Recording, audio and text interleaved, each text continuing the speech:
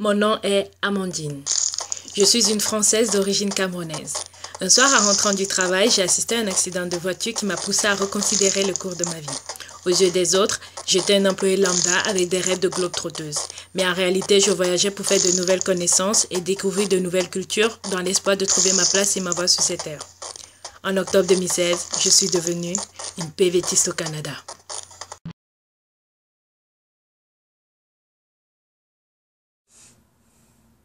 Nous sommes au mois de juin, aussi connu par certains comme le mois de la fierté LGBT+. Et je repense à un événement qui s'est passé il n'y a pas longtemps et au cours duquel j'aurais aimé m'exprimer, mais je n'ai pas osé. Comme on dit chez nous, mieux vaut tard que jamais, et donc je vais le faire maintenant. Voici ce que j'aimerais dire aux alliés qui accaparent le micro. Je suis une femme noire qui se définit lesbienne. J'ai grandi au Cameroun dans les années 90, dans un environnement où les mots tels que bisexuel, lesbienne, homosexuel, hétérosexuel n'étaient pas prononcés. C'était des mots qui n'existaient pas. Enfin, si, ils existaient, mais pour moi, parce que je les avais jamais entendus, j'avais l'impression qu'ils n'existaient pas. Je me souviens d'un moment que j'ai vécu lorsque j'avais 7 ans, et qui est resté gravé dans ma tête. C'était une après-midi, j'étais avec ma mère, elle était en train de faire à manger, et donc elle était en train de m'enseigner à faire la cuisine. Je me souviens qu'elle m'avait dit, il faut que tu apprennes à faire à manger, ça te servira lorsque tu seras une adulte, ça te permettra de trouver un mari et de le conserver. Je me souviens que je lui avais répondu, moi quand je serai grande, je vais me marier avec une femme. Je me souviens que ma mère m'a regardé genre.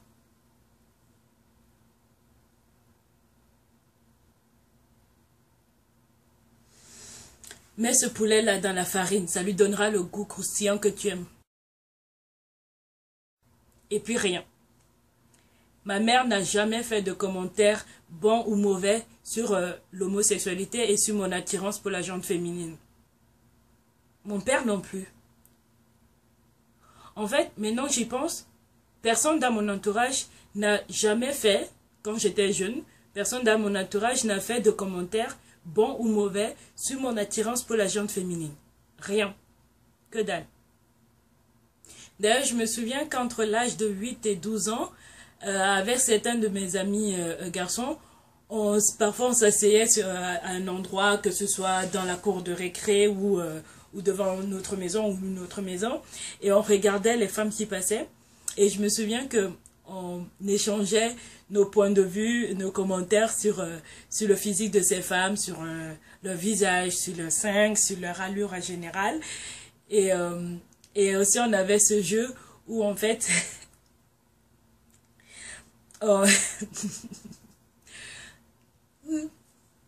désolé, c'est un peu la honte de l'avouer, mais en fait, avec mes potes garçons, on avait ce jeu où on devait dire si c'était une femme qu'on aimerait avoir pour une nuit, quelque temps, ou qu'on aimerait épouser. Les enfants, je vous jure, on était vraiment stupides. Mais il faut remettre en contexte.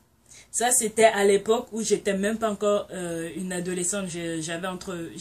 Ça avait commencé quand j'avais 8 ans, je me souviens. Et après, c'est jusqu'à mes 12 ans, l'année à laquelle, j'avais 12 ans lorsque j'ai quitté le Cameroun. C'était une époque où personne dans mon entourage parlait d'orientation sexuelle, quelle qu'elle soit. En fait, on parlait même pas de sexualité. On savait évidemment comment on faisait les bébés parce que voilà, on avait accès à la télé et puis des fois on entendait les conversations à travers les portes. Mais en fait, à aucun moment on ne parlait réellement de sexualité. Personne dans mon entourage n'osait même prononcer le mot lesbienne. Qui est Ne dis pas ça. Ne dis pas ça. N'apporte pas le baloc ici. C'est même quoi ça? Les hommes se marient avec les femmes et les femmes se marient avec les hommes. Un point, c'est tout. J'ai donc grandi en croyant dur comme fer que le seul modèle de couple existant, c'est celui composé d'un homme et d'une femme. Donc, dans ma tête de gamine de 8 ans, je me souviens, mon cerveau a fait un calcul très rapide. Un homme, ça épouse une femme, ça épouse un homme. Moi, je vais épouser une femme. Donc, je ne sais pas comment, mais c'est sûr qu'une fois que je serai adulte, je vais devenir un homme. Logique. En tout cas, ça l'était pour mon cerveau de gamine de 8 ans. Le jour où cette logique a été remise en question, je me souviens, je regardais la série Xena la guerrière et c'était l'épisode Le retour de Callisto. Et quand j'ai vu cette scène où Xena embrasse Gabriel sur le coin des lèvres, ça a changé ma vie. Je me souviens que j'ai ressenti un grand soulagement. Vous savez cette sensation qu'on ressent partout dans notre corps lorsque, après s'être retenu pendant des heures, on arrive enfin à faire pipi? Yeah. C'est comme ça que je me suis sentie. C'est la sensation de libération que j'ai sentie en moi quand j'ai enfin découvert que je pouvais être une femme et épouser une femme. En vrai, il n'y a pas vraiment de mots qui pourraient réellement décrire ce que j'ai ressenti lorsque je me suis rendu compte que les sentiments que je ressentais n'étaient pas uniques, qu'il y avait d'autres personnes qui ressentaient ça et qu'il y avait des mots associés à ce que je ressentais. J'avais 11 ans lorsque j'ai découvert l'existence du mot lesbienne et que j'ai découvert que j'étais comme les autres, que j'ai découvert que je n'étais pas une sorte d'erreur de la nature. Et même aujourd'hui, à 30 ans, je suis toujours à la poursuite de cette sensation, de ce sentiment d'appartenir à une communauté, de ne pas être seul. Et c'est pourquoi, chaque fois qu'il y a une rencontre ou une réunion de personnes queer, LGBT+, j'y vais. Surtout si c'est une rencontre de personnes racisées, non hétérosexuelles. Certaines de ces rencontres sont ouvertes aux personnes cis ou hétéros ou blanches selon la communauté représentée et visée. Les lieux en non-mixité existent pas pour mettre à l'écart une partie de la population, mais pour permettre aux populations qui n'ont pas souvent l'opportunité de s'exprimer de pouvoir enfin le faire. Un exemple concret. Il y a quelque temps, je suis allée à une rencontre qui avait pour thématique la place des femmes noires dans la communauté LGBT+. Nous étions 7. 7 femmes cis. Il n'y avait pas d'hommes, il n'y avait pas de personnes non binaires. Il n'y avait que nous, 7 femmes. Et parmi les 7, 4 étaient hétérosexuels. Je vous laisse deviner qui a le plus parlé pendant cette rencontre. À la fin de la rencontre, nous savions toutes comment s'est passée la première fois de ces 4 femmes hétérosexuelles et si elles en ont parlé avec leur mère ou pas. Mais on ne savait rien de la première fois des personnes non hétérosexuelles et surtout de ce qu'elles avaient ressenti. Et ça, c'est parce que, sans s'en rendre compte, les personnes privilégiées ont tendance à imposer leur voix dans ces rencontres. Et les personnes dites des minorités ont pris l'habitude de se taire dans ces moments-là. Parce qu'on a pris l'habitude, en fait, de vous écouter. De laisser les personnes privilégiées s'exprimer. Parce que dès qu'on se met à leur faire savoir que il est peut-être temps de rendre le micro, elles s'énervent.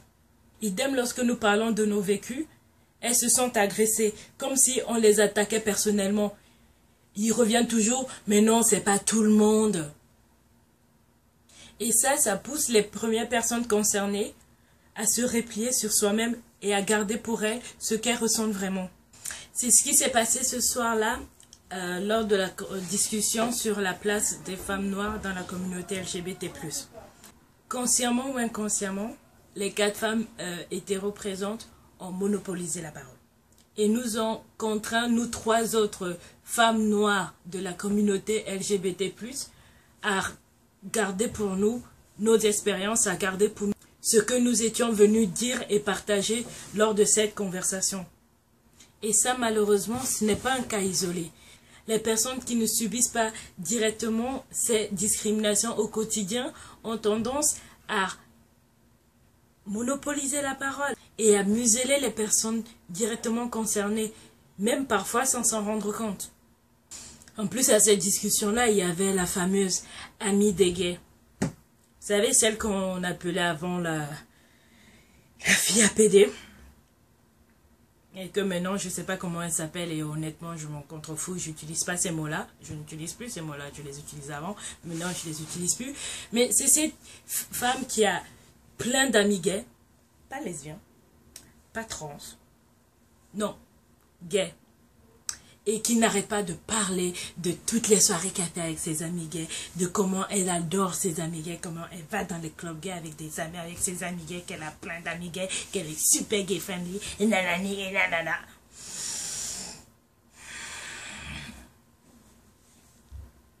Par habitude, nous n'avons pas eu d'autre choix que de rester là à l'écouter.